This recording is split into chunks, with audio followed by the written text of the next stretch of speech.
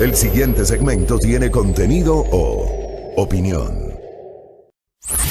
Los contertulios analizan ahora la actualidad del país y el mundo. En A Primera Hora, la tertulia del día. Un ejercicio de plena libertad de expresión con responsabilidad.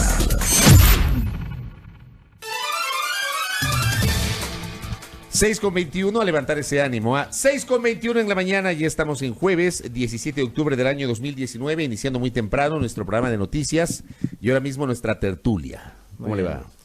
Muy bien, con tertulia. ¿Tú qué tal? Bien, Sí. Con algo de sueño, pero ahí estamos. Sí, yo también. Hoy me costó muchísimo A mí también. levantarme.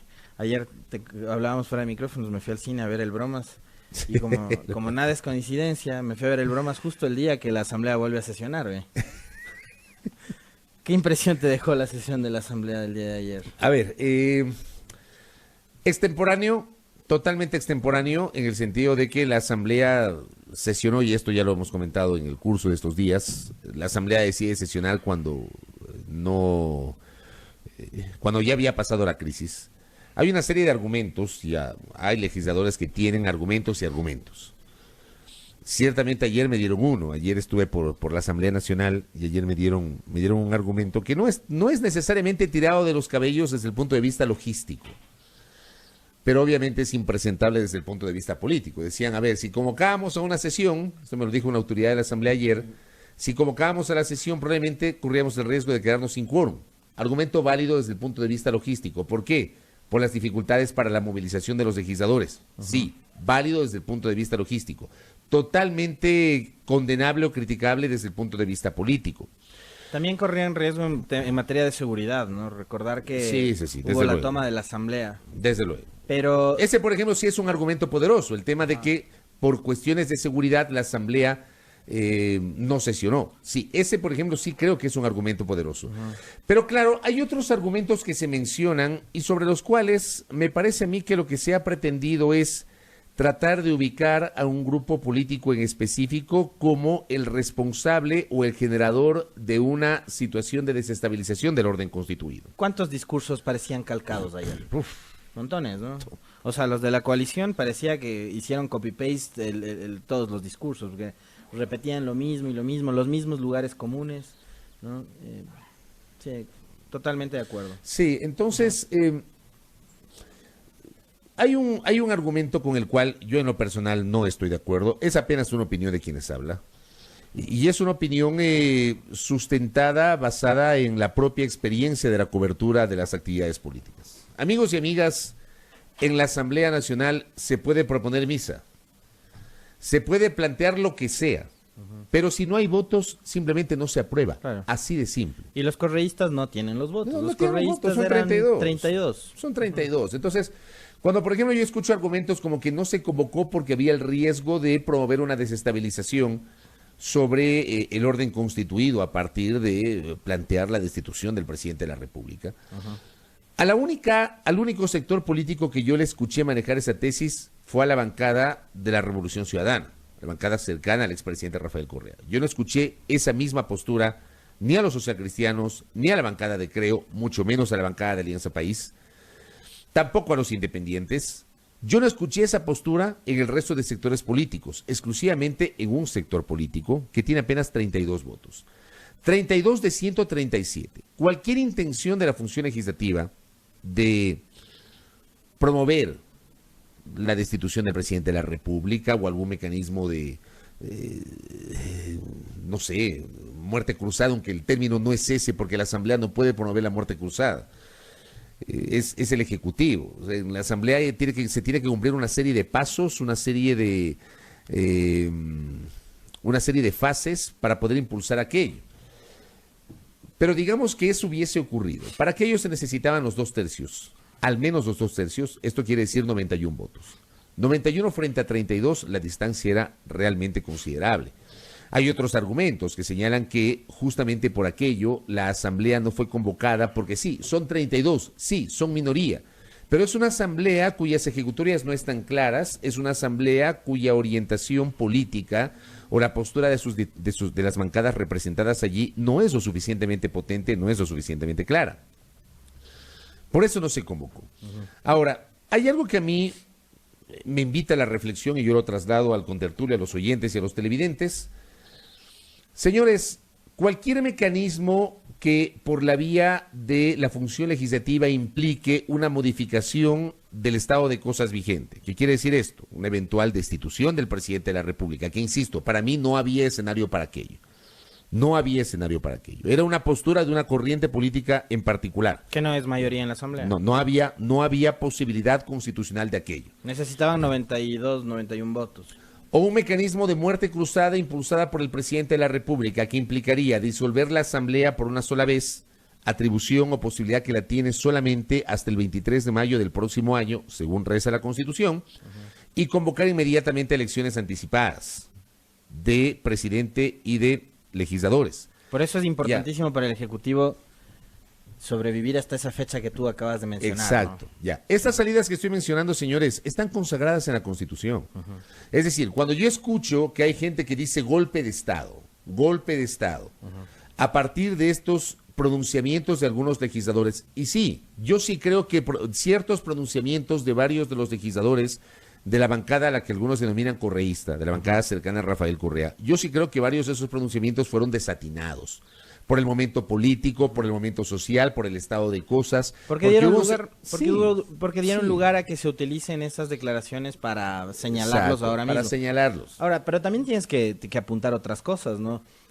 Tampoco es que la bancada de la Revolución Ciudadana hace estas declaraciones digamos, en una reunión secreta, clandestina, bajo las sombras. Lo hacen en una rueda de prensa que fue a plena luz del día. Sí, de acuerdo. ¿No? O sea, no fue una cosa así de conspirar. Además, la sede de la Revolución Ciudadana está al frente de la Asamblea. O sea, aparte tienes esos detalles, ¿no? Esas cosas adicionales. Pero, digo, en una declaración a plena luz del día, en los pasillos de la Asamblea, con todos los medios de comunicación escuchándolos y cubriéndolos, a mí me parece que no había ninguna intentona golpista sediciosa, secreta. O sea, a mí, por ejemplo, no me parece que de esas declaraciones en donde se planteaba un tema en particular, que era la posibilidad de elecciones anticipadas, de cesación del presidente, que los legisladores también renuncien y se anticipen elecciones, a mí me parece que ese no es un argumento para hablar de que hubo un intento de golpe de Estado o un intento de desestabilización. Si mañana pasado, por ejemplo, porque anoche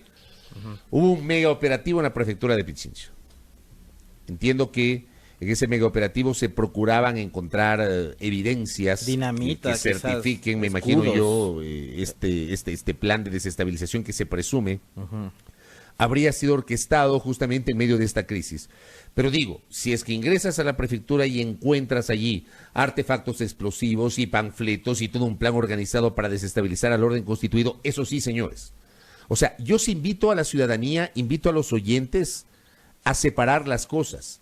Porque por un lado, tú tienes un grupo de legisladores que probablemente de forma desatinada plantearon algunas cosas en medio de la coyuntura. A mí me parece que fue desatinado, sí. Pero en estricto rigor, esas declaraciones no pueden ser consideradas como un intento de golpe de Estado o como un intento de subvertir el orden constituido, desde mi punto de vista, porque lo que plantearon era la utilización de mecanismos constitucionales, de aquellos que están consagrados en la Constitución. Eso es lo que se había planteado. Entonces, yo sí separo las cosas. Pero si a mí mañana pasado, a la opinión pública, a la sociedad, nos enseñan que efectivamente hubo claras intenciones financiadas por actores políticos extranjeros para desestabilizar el orden constituido en el Ecuador, si se muestran esas evidencias, señores, porque yo repito, no es lo que sabes, es lo que puedes probar. Si se muestran esas evidencias de forma contundente, señores, si las tienen, sanciónenlos, enjuícienlos, senténcienlos y apliquen el máximo rigor de la ley. Oye, pero separemos las cosas. Pero acá, y a propósito de la nota que dábamos lectura, de que las sospechas ahora mismo se posan sobre las autoridades locales, sobre todo en lo que tiene que ver con Pichincha, yo sí quisiera, más allá de una cuestión de carácter estrictamente político partidista y la animadversión que ahora mismo se posa sobre el correísmo o la bancada de la Revolución Ciudadana de parte de todos los otros grupos políticos, ¿no? Que digamos es más o menos similar a cuando ellos en el poder hablaban de la partidocracia y metían a todos en el mismo saco y no diferenciaban a unos de otros y consideraban que todos eran igual de malos y de ineficientes en la época en la que fueron gobierno y tales. Pero bueno, no por eso yo justifique que dos errores signifiquen que hay un acierto. Creo que sí se prestaba la oportunidad para demostrar que eras distinto y que podía ser mejor, pero veo que nos equivocamos todos quienes pensábamos que podía ser así. Pero a mí me hace pensar esta situación y este escenario con Tertulio de que hay unos objetivos que van más allá y creo que el abogado de la prefecta Pavón, el doctor Ramiro Aguilar, ayer en uno de sus tweets dijo algo que tiene muchísima profundidad. Hay un objetivo político, dijo Aguilar, y es... La prefectura. Apoderarte de la prefectura. Y yo sinceramente creo que las declaraciones o el tuit de Aguilar no es nada descabellado, porque, digo, podría citarte un ejemplo y sobre el cual yo fui totalmente crítico. Yo aquí dije, o sea, se está atentando contra un principio fundamental supremo en un Estado como el nuestro, que es la democracia. Cuando se bajaron a 4 consejeros de participación ciudadana a través de un juicio político en la Asamblea, 84 votos fueron en esa ocasión, quienes no es que se bajaron a 4 consejeros nomás, se bajaron una elección popular con Tertulio. En la consulta popular de febrero del 2018 se nos ofreció que garantías, más democracia, que ya no sean elegidos los consejeros a dedo como en el pasado, en el gobierno anterior, en donde todo era malo. Entonces ahí a dedo se ponían, ¿no es cierto? Entonces acá, como nosotros somos tan demócratas, somos tan garantistas de la democracia, vamos a elegir a los consejeros. Bueno, resulta que la elección de los consejeros no les gustó. Y buscaron la vía constitucional, sí, desde luego, porque a la Asamblea... La Constitución y su ley orgánica le faculta enjuiciarlos políticamente a los consejeros de participación. Pero señores, llevaban 2 meses en el cargo. Y para mí no es tan distinto lo que pasó con los consejeros de participación ciudadana con Tertulio como lo que pasa hoy con la prefecta, lo que podría pasar con el alcalde de Quito y lo que ya está pasando con el prefecto de Azuay. Ayer se presentó una denuncia en contra de Yacu Pérez. Creo que también por rebelión, por algo así es. Alguna cosa por el estilo. Alguna ¿no? causal de esas. Entonces, a mí me da la impresión de que a los demócratas, entre comillas, de este país, la democracia les termina incomodando cuando los que ganan esas elecciones no son los que están en tu orilla, en tu partido, en tu movimiento, los que comparten tus ideas. Y digo esto ¿por qué? Porque es tan gracioso todo lo que estamos viviendo, a pesar de lo macabro que ha sido, ¿no? 12 días de paralización, el país con unas pérdidas económicas gigantescas, pérdidas de vidas humanas que la Defensoría dice que son 8, que la ministra dice que son 6, no terminan ni siquiera de ponerse de acuerdo las autoridades para definir el número de víctimas, ¿no? Es tan macabro el escenario, pero al mismo tiempo es tan gracioso porque parece anécdota esto. Algún rato a nuestros hijos, en tu caso a los nietos, les contaremos qué fue lo que pasó en esta etapa de la historia del Ecuador y cómo les relataremos además de estos episodios, ¿no? Que quienes antes le acusaban al actual presidente de haber hecho fraude electoral, hoy eran los grandes defensores de la democracia. Y que esos defensores de la democracia quieren hoy, por la vía judicial y por otras también, despojarle a Yunda de la alcaldía de Quito. Entonces, para unas cosas sí eres demócrata, para otras no. Entonces, acá creo yo también los ciudadanos críticos, como debemos ser todos, sobre todo en nuestra audiencia, que en nuestra audiencia yo sí destaco un montón de gente que es absolutamente crítica. Lo que estamos viviendo, ¿no? O sea, hay gente que no supera todavía los resultados electorales de marzo. Hay gente que no supera eso. No lo supera. Entonces, somos demócratas para señalar con el dedo a los golpistas que intentaron bajar del poder a Moreno. pero al siguiente día esos mismos demócratas quieren por otras vías despojar de la alcaldía Yunda y son los que aplauden y los que empujan que la prefecta de Pichincha esté hoy tras las rejas. Claro, porque por ejemplo, yo sí coincido con la visión de Ramiro García el día de ayer. Ramiro García, penalista, crítico del correísmo. Ramiro García ayer decía que le parecía una exageración el haberle dictado prisión preventiva a la prefecta de la provincia de Pichincha. Que dada su condición de primera autoridad de la provincia, bien se pudo aplicar medidas cautelares sustitutivas para que ella se logre en esta etapa de instrucción fiscal defenderse en libertad. Yo estoy convencido de eso. O sea, yo creo que aquí hay un abuso de la prisión preventiva. Y sí, alguna gente me va a decir, eso pasa porque se terminan fugando. Sí, sí. O sea, yo también entiendo esa postura. También siento que hay un afán de un segmento de la sociedad de que se haya justicia. Pero hay otro segmento que no quiere justicia, sino que quiere venganza. Ayer, por ejemplo, me parecía graciosísimo, créanme, graciosísimo, ver a algunos actores políticos en las afueras de la Embajada de México en Quito. Muy cerca de aquí de la radio, en la 6 de diciembre y Naciones Unidas.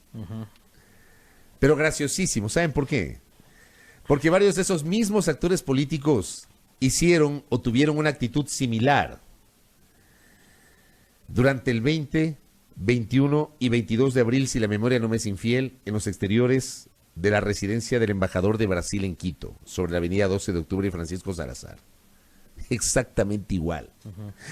O sea, créeme que ayer cuando vi esas imágenes y algunos actores políticos con unas, o sea, lamentablemente ciertos actores políticos no cambian, ¿no? No. Y además han perdido seriedad, se han convertido en actores burdos de la política. Digo, porque tú puedes hacer política de la buena. Yo sí creo que hay buena política. Yo creo que la política como ciencia es una rama. A mí en lo personal la política como ciencia me apasiona, me encanta la política, me encanta leer la política. Yo todos los días trato de nutrirme de lo que es la política, pero la ciencia política. ¿Se puede hacer buena política? Sí. ¿Hay actores políticos positivos? Sí. ¿Hay gente con la que en lo personal yo puedo discrepar desde el punto de vista político, ideológico, de visiones, etcétera? Sí, pero es gente muy respetable. Y hay otra gente que realmente lo que ha utilizado es la política para desde sus respectivos resentimientos, odios, egos, miedos, frustraciones, comenzar a repartir justamente esas sensaciones al resto de la gente. Y varios de esos actores políticos, muy orondos parados en los exteriores de la Embajada de México, ¿no? Porque ahora también se burlan de lo que es el derecho internacional. Este país que tiene una tradición, tradición de país, no del correísmo, no del morenismo, no, tradición de país, de respetar, o tenía de respetar los derechos humanos, los instrumentos internacionales, etcétera. Resulta que ahora un grupo de gente va a los exteriores de la Embajada de México, como pasó también con Gutiérrez en aquel tiempo, en abril del 2005, pararse para impedir que la embajada o que el gobierno de ese país, de Brasil en el 2005, de México hoy, eventualmente concedan el asilo y obligan a que el Estado ecuatoriano extienda el salvoconducto. Por cierto, también reflexiono y me pongo a pensar en alguna gente que dice que debería convertirse, ¿no? O sea, desconocedores absolutos del derecho internacional, debería convertirse en un nuevo caso de Assange, que hacer lo mismo que hizo el Reino Unido con Assange. Señores, la discusión con el Reino Unido era que el Reino Unido no es suscriptor de los convenios internacionales relacionados con asilo y con refugio. Y por eso el mundo no le pudo obligar a que el Reino Unido le conceda o le extienda el salvoconducto para que Assange abandone la embajada del Ecuador en Londres y se pueda trasladar hasta un aeropuerto. Y traerlo acá al Ecuador, porque Ecuador le había concedido el asilo. En este caso es diferente. Si México decide conceder el asilo, finalmente, porque ya será una decisión soberana del Estado mexicano, si el gobierno de México decide concederles el asilo, el gobierno ecuatoriano estará obligado, y estoy seguro que eso va a pasar, porque uno puede criticar o no determinadas ejecutorias, pero el señor canciller de la República es un hombre que se ha formado en el mundo de la diplomacia, y él conoce estas materias mejor que nosotros. El Estado ecuatoriano se verá obligado a extender el salvoconducto. Digo, son cosas, ¿no? Pero insisto, estas escenas de ayer me transportaron inmediatamente al año 2005. a estos episodios sobre la avenida 12 de octubre. Ahora bien, hay algo que yo también escribí con Tertulio y que lo quiero compartir contigo, con los oyentes, ayer, porque dentro de todo este afán, entre comillas, de justicia, que desde mi visión no necesariamente es justicia, yo creo que la justicia debe cumplir con etapas que desgraciadamente, o con presupuestos que desgraciadamente aquí en el Ecuador no se respetan, que es el debido proceso, la presunción de inocencia y el derecho a la defensa. Yo sí defiendo, yo no soy abogado, pero sí defiendo, en mi modesto saber y entender, yo sí defiendo aquello. Lo defendí en el pasado y lo defiendo hoy. ¿Ya? Pero a mí me espeluzna el hecho de que hoy tú ves determinadas decisiones anunciadas exclusivamente a través del Twitter. Yo no había visto un tuit del señor gobernador del Guayas cuando detuvieron a Valerio Estacio. Por cierto, yo tengo la peor de las impresiones respecto del señor Valerio Estacio. Yo del señor Valerio Estacio tuve noción en la Asamblea Constituyente de Montecristi, fue legislador de la bancada de Alianza País. El señor empezaba cada intervención citando un párrafo de la Biblia, porque ha sido, creo que es hermano evangélico o algo así. Pastor. Ya es pastor evangélico, pero el señor es un traficante de tierras. De hecho, en Guayaquil hay una cooperativa que se llama Valerio Estacio. O sea, son esas dicotomías que tienen algunos personajes, ¿no? Este señor es un traficante de tierras y hay una cooperativa en Guayaquil. Tengo la peor de las impresiones respecto del señor Estacio, a quien no lo conozco en lo personal. Nunca he hablado con él, pero obviamente me he informado de quién es él. Pero digo, el señor Estacio, así como la prefecta Pavón, así como el asambleísta Jofre Poma, señores, tienen derecho a un juicio justo y tienen derecho a la presunción de inocencia. Cuando tú lees un tuit del gobernador del Guayas, que no es autoridad judicial, reclamándole a la fiscalía que ellos han hecho su trabajo y que la fiscalía tiene que hacer su trabajo, ¿cómo se llama eso? Para horas después el hombre ser liberado. ¿Pero cómo se llama eso? Exigiendo que le detengan en ese momento. Por Dios. O sea, es lo mismo que se quejaban de José Serrano, ¿te acuerdas? Por Dios. Tal cual, igualito. O sea, ¿de qué estamos hablando? Señores, 2 errores no hacen un acierto. Si lo que se cometió como error estuvo mal antes, hoy también está mal. O sea, tan mal era cuando el entonces presidente de la República o el entonces ministro del gobierno sentenciaban a través de los medios o a través de las redes sociales y exigían o demandaban el accionar de la justicia, y llegaba el lunes y resulta que la justicia tomaba una decisión. Tan mal estuvo eso, como está mal lo que está pasando hoy. Demuéstrennos, autoridades, que el momento actual es distinto. Que hoy sí, desde la visión de ustedes, porque varias de las autoridades vigentes actuales dicen que antes no había Estado de Derecho. Ok, demuéstrennos que hay Estado de Derecho. Cuando se muestra, por ejemplo, el allanamiento a la oficina al domicilio de un ex legislador, y se reparte primero a los medios y después se publica en la cuenta Twitter de la Fiscalía. Unos billetes que han sido encontrados ahí. Dicen, fueron encontrados dinero en efectivo, en dólares y en euros. ¿Cuántos euros se encontraron en la casa de Virgilio Hernández? Creo que el monto no supera los $5,000 en el caso de... Pero yo, por ejemplo, hablo de los euros. ¿Sabían ustedes que Virgilio Hernández hace pocas semanas viajó a España? ¿Sabían ustedes que Virgilio Hernández viajó porque su hija se graduó en España? Porque su hija estaba haciendo una maestría, una especialización en España. O sea, es muy fácil estigmatizar a la gente. Es muy fácil. Y no pretendo defenderlo a Virgilio Hernández porque no me corresponde. Pero yo sí le pido, yo sí planteo que la sociedad tenga más cabeza fría a la hora de juzgar. Porque digo, si mañana o pasado, más allá de los $5,000 que fueron ahí presentados, ¿no? Todos distribuidos en una cama. Entonces, el primer impacto de la gente es, wow, qué cantidad de plata. Uno agranda la imagen, son billetes de $20. Son billetes de $20. Señores, si es que esa plata fue ilícita y no puede justificar, es otra cosa. Porque claro, seguramente el señor Hernández tendrá la posibilidad de justificar ese dinero. Y si no lo puede justificar, bueno, ahí hay herramientas jurídicas. Pero ya muestras los billetes, ya muestras las tarjetas de crédito. Que ¿cómo así un socialista tiene tarjeta de crédito? Por el amor de Dios. De verdad, ¿qué nos está pasando? O sea, ahora hasta es malo que una persona tenga una tarjeta de crédito.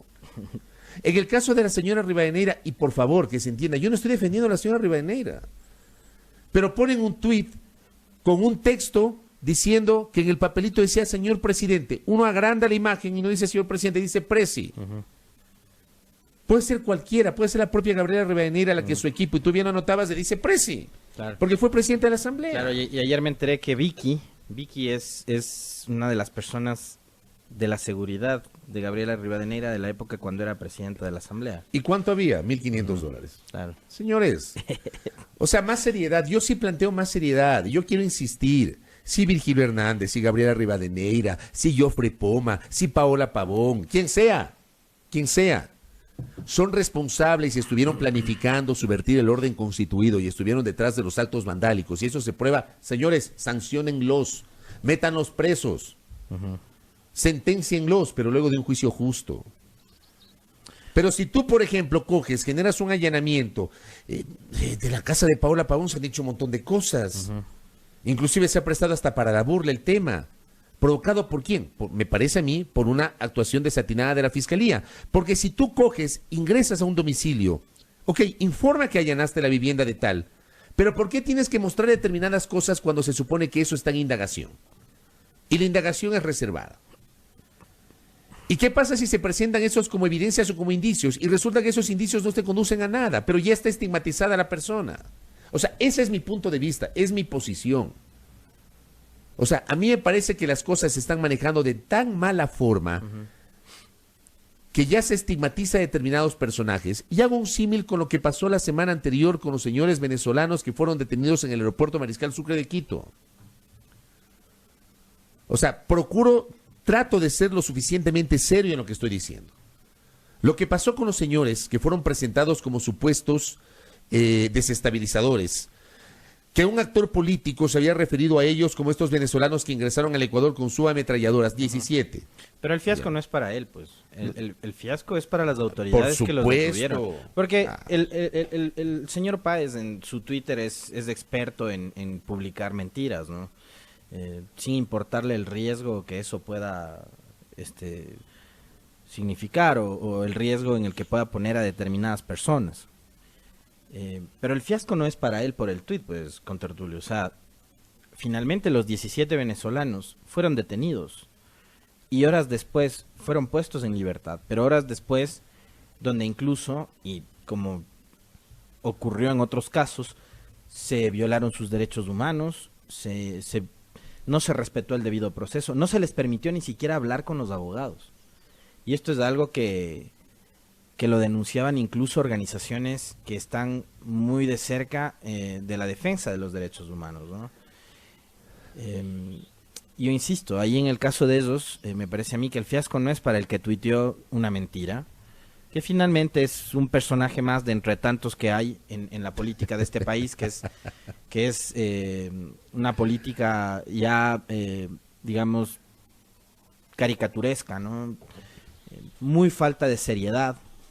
Salvo excepciones, porque tampoco es que nosotros nos vamos a encargar de meterles a todos en el mismo saco. Creo que hay cuadros políticos muy valiosos, desde luego. Sí, es indudable en este país. Como todo en la vida, ¿no? Hay políticos que son muy, muy destacados. Pero hay otros que han quedado para la risa, ¿no? Viven del escándalo, viven de la denuncia, viven de los juicios, viven de juzgado en juzgado, buscando notoriedad. Y claro, hay medios de comunicación que les abren los micrófonos, que les abren sus puertas, y ellos se dedican a despotricar, a insultar, a descalificar a todo el mundo. Por eso nosotros acá, cuando armamos las agendas de entrevistas, créannos que nos damos mil vueltas la cabeza, ¿no? Para definir a los invitados, porque creo que ustedes se merecen respeto y creo que nosotros también nos merecemos respeto. Y procuramos tener siempre invitados de altura, como los que hemos tenido desde hace 9 años. Y en serio, cada vez que armamos las agendas hay que matarnos pensando para tratar de ofrecerles a ustedes las mejores opciones, ¿no? ¿A quién invitamos, no? Claro, exactamente, sí, porque de verdad que hay cada persona que viene a los micrófonos y a los medios a despotricar, a insultar, y en realidad nosotros somos de los que creemos que país no se construye así, que es momento, sobre todo después de lo que vivimos durante estos 11 días de protesta, creo que es momento de de ofrecerle al país otras alternativas.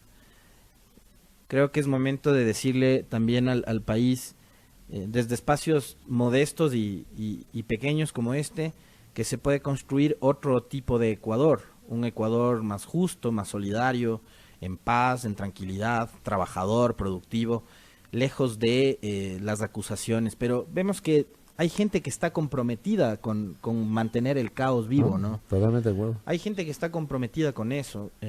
Por eso yo quería hablar sobre el riesgo que corre la democracia en estos momentos en el país, porque, insisto, a ver, no fue cosa menor lo que ocurrió con Tuárez y con los otros tres, con Desintonio, con Gómez y con Chalá. La asamblea se bajó una elección popular. Más allá de las simpatías o antipatías que puedan generar las 4 personas mencionadas, pero fueron elegidos a través de las urnas, y la asamblea se burló del voto de millones de ecuatorianos. Entonces, hoy, a través de otro mecanismo, que ya no es el juicio político, sino el juicio penal, a través de los juzgados del Ecuador, se pretende bajar, como bien dice la nota y el titular de Diario Expreso, a autoridades locales. Las sospechas se ciernen a autoridades locales. Y yo ya les mencionaba, la prefecta de Pichincha está detenida. Ayer allanaron la prefectura, parece que no encontraron nada. En su casa, ¿qué mostraron del allanamiento de la casa de Pavón? Hablaron hasta de sustancias catalogadas sujetas a fiscalización en el tuit de la Fiscalía. Hoy, por estas escuchas telefónicas, que estamos ya consultando con abogados para ver si eran o no eran mecanismos legales, sobre todo por la vigencia del estado de excepción, se dice que la prefecta de Pichincha estaba dialogando con el alcalde de Quito sobre cuestiones logísticas de coordinación de esos días de paralización, ¿no? Ahora, es chistoso porque a cierto sector de la prensa le parece extraño que autoridades locales de Quito y Pichincha conversen sobre los temas que obviamente estaban relacionados con la dinámica y la cotidianidad de la provincia y de Quito, ¿no? En un momento de caos, de paralización, donde todo se concentró en Quito. Entonces a cierta prensa le sorprende. ¿Qué hacía Pavón y Yunda hablando? Vamos, sean serios. El uno es alcalde de Quito, la otra es prefecta de Pichincha. Tienen que haber conversado hasta para ver cómo van a hacer el tema de la movilidad, solucionar algo, la dinámica y la cotidianidad de la gente. Son autoridades, pues. Pero de la coordinación del municipio de Guayaquil y de la prefectura de Guayaquil... Prefectura del Guayas. La prefectura del Guayas, mutis por el foro.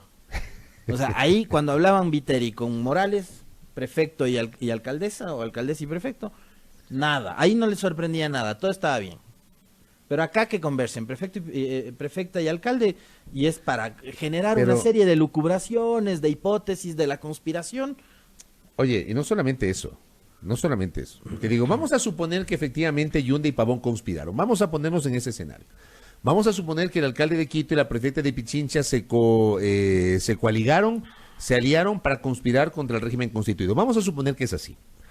Se hicieron escuchas telefónicas, porque eso está confirmado. Se entiende que hubo un seguimiento telefónico. Uh-huh. Habrá que ver la validez de aquello. Se ha hecho un seguimiento telefónico. Yo lo que no entiendo es cómo es que un tema que debería ser materia primero en indagación previa es filtrado a los medios.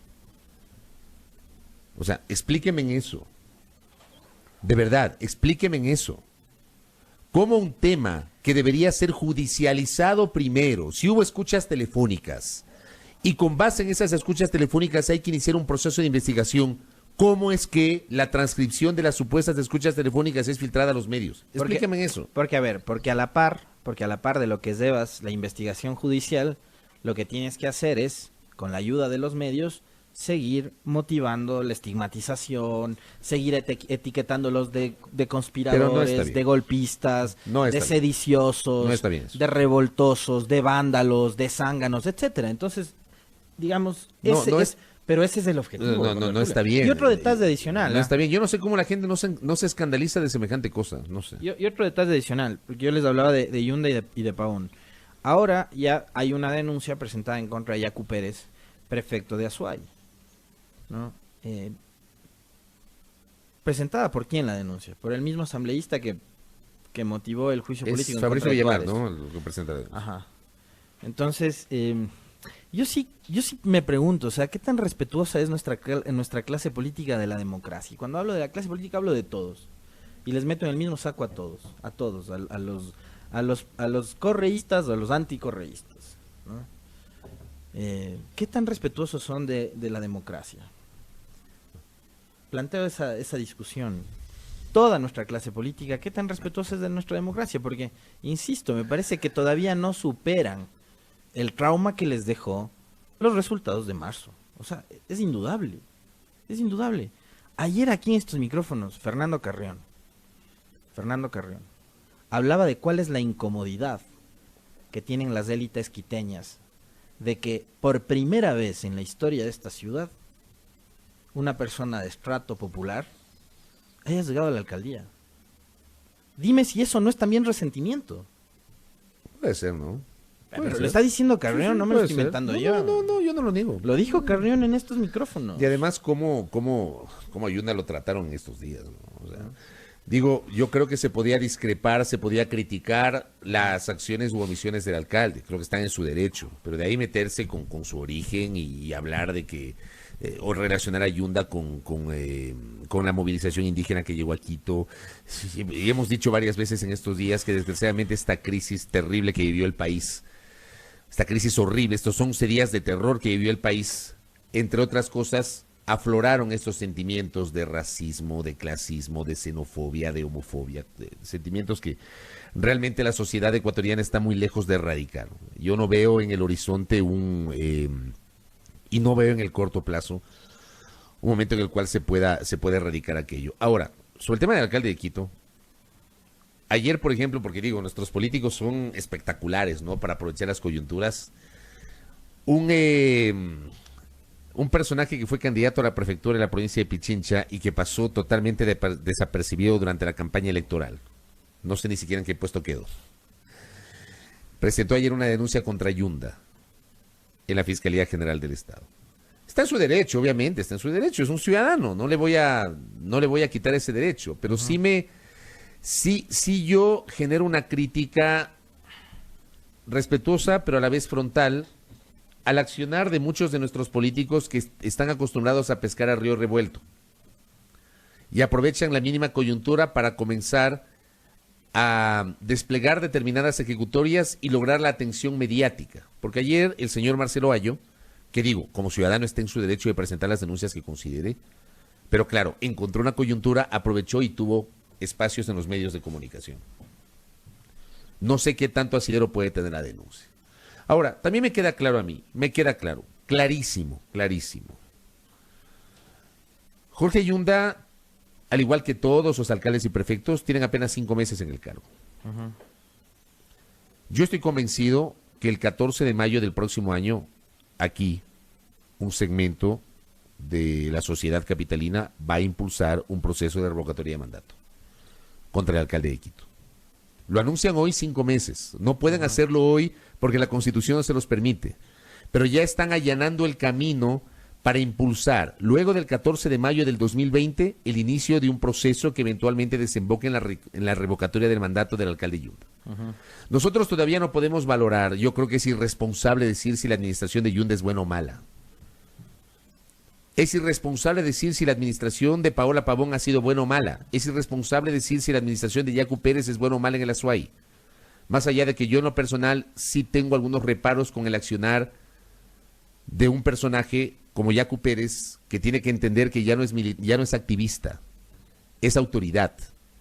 Hay una línea que separa el activismo de la autoridad. Y cuando el activista llega a convertirse en autoridad, tiene que utilizar y asumir otro rol.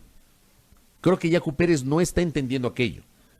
Me parece a mí. Él se está olvidando que es el prefecto de la provincia de Azuay. Más allá de aquello. Yo no sé ¿Qué pensarán los azuayos respecto de las ejecutorias de su prefecto? Pero hay que darle tiempo a la autoridad local para desarrollar, para desplegar sus programas, para ver si funciona o no. Denle tiempo. Por eso la propia Constitución no establece la revocatoria de mandato inmediata, sino que después de cumplir el primer año, un año, tú ya más o menos sabes hacia dónde va una ciudad o una provincia. Pero hoy, 5 meses después, ya determinados sectores de la sociedad capitalina, a los cuales les cae mal el alcalde de Quito, ya están planteando un proceso de revocatoria de mandato, una serie de iniciativas digitales que se recogen firmas, que pronuncia T, que no sé qué, que no sé cuándo. Yo te pregunto, ¿dónde estaban los medios de comunicación y las élites que hoy se hacen llamar Junta Cívica de Quito durante los 5 años de la peor administración municipal de esta ciudad? ¿Qué dijeron todos los periodistas que en esa época sí pautaban con el municipio sobre el pésimo rol que cumplió Rodas en esta ciudad?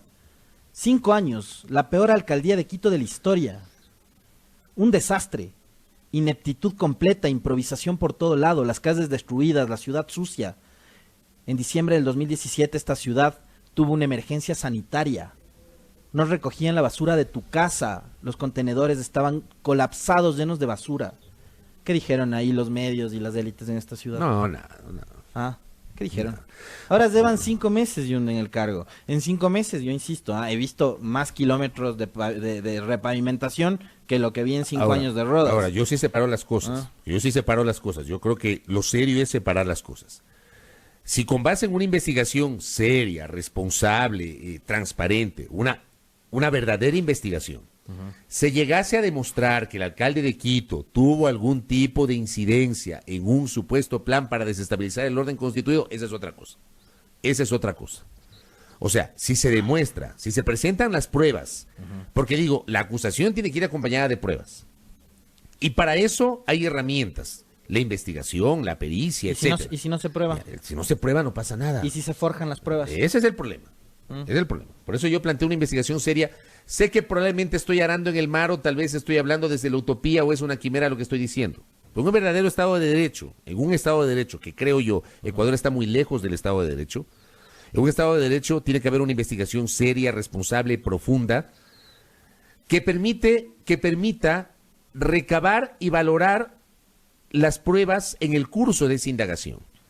Y si en el curso de esa indagación se logra probar que el alcalde metropolitano de Quito pretendió desestabilizar el orden constituido al hacer parte de un plan concertado conjuntamente con otros personajes para justamente subvertir la paz social de la República y provocar que el gobierno del presidente de la República se caiga. Si eso se logra probar, señores, esa es otra cosa. Yo sí separo las cosas. Pero, señores, insisto, pruébenlo. Esas cosas hay que probarlas. Aquí no se trata que el acusado tiene que probar su inocencia. Aquí se trata que el acusador tiene que probar la culpabilidad del acusado. O sea, ubiquémonos bien en esa figura. Luego, si el alcalde de Quito no tiene ninguna responsabilidad y si se determina que efectivamente no tuvo ningún tipo de incidencia en algún plan macabro para desestabilizar el orden constituido, independientemente de aquello, en lo que sí estoy convencido es que aquí un segmento de las élites capitalinas van a impulsar la revocatoria de mandato de Jorge Yunda. A mí no me queda duda. Yo no tengo duda de aquello. O sea, cuando salen como 5 o 6 ex candidatos de la alcaldía de Quito y a la prefectura de Pichincha, repitiendo el lugar común de que no tenemos alcalde, de que no hay alcalde, de que dónde estaba el alcalde. Yo te pregunto, a ver, le estaban exigiendo a Yunda liderazgo durante la etapa de convulsión que vivió el país. A ver, ¿Yunda fue el que provocó la revuelta? No. Yunda desde el principio lo dijo. A ver, la revuelta ocurre por una decisión del gobierno. Y por eso la gente se manifiesta en contra. Las medidas económicas las dictó el gobierno, no el alcalde de Quito. Incluso el alza de pasaje fue decidida por un organismo adscrito al Ejecutivo. Ni siquiera el municipio de Quito. ¿Qué tenía que haber hecho Yunda? La denuncia del señor Azo tiene que ver con también por qué no sacó a la guardia municipal y por qué no controló el tránsito y no sé qué. Yo no sé si ustedes vieron imágenes durante la paralización de los transportistas. Ni siquiera de los indígenas, todavía ni llegaban los indígenas de Quito. Pero hay un video en donde un agente de tránsito se ve rodeado de transportistas, como 5 o 6, que le caen a golpes. Y el hombre tiene que dejar botando ahí en media vía su motocicleta y salir corriendo para salvaguardar su vida. Entonces, ¿qué querían? ¿Que el alcalde salga también con una metralleta a amenazar a la gente? O sea, ¿qué tipo de liderazgo querían? Yo no lo entiendo. Oye, y coincido con lo que dice Daniel Montalvo. Con esto cierro porque ya la tenemos a la ministra de Turismo para empezar la primera entrevista de la mañana. Daniel Montalvo dice, gracias colega, ¿qué investigación seria puede haber si filtran los supuestos indicios? Ese es mi punto. O sea, ¿cómo es posible que se filtren indicios a la prensa? Aquí no se garantiza la presunción de inocencia. No se garantiza. Y estigmatizan a la gente. Pero ¿te acuerdas tú que lo mismo denunció Cristian Viteri? Claro. Por el tema de sobornos. Por supuesto. Lo mismo denunció Cristian Viteri. Así fue. El ex asambleísta. Mira tú. En fin, vamos, 7 de la mañana con 5 minutos. Pausa en la primera hora, no se desconecte de nuestra señal. Gracias a la interacción de los oyentes conectados a la transmisión de Facebook Live. Estamos también en señal abierta. Queremos contarles que luego de la pausa estaremos dialogando con Rosy Prado, ministra de Turismo. Vamos a hablar sobre la afectación a la imagen del país de estos 11 días de convulsión. La proyección de cara al feriado que se viene. Vamos a ratificar, a confirmar que va a haber feriado el 1, 2, 3 y 4 de noviembre. Así que la ministra de Turismo en instantes, luego el doctor Juan Pablo Albán Alencastro para seguir hablando de la crisis y Wilson Merino con una muy interesante iniciativa para la reconstrucción social de la capital de la República. Esto es A Primera Hora a través de Majestad FM. Volvemos.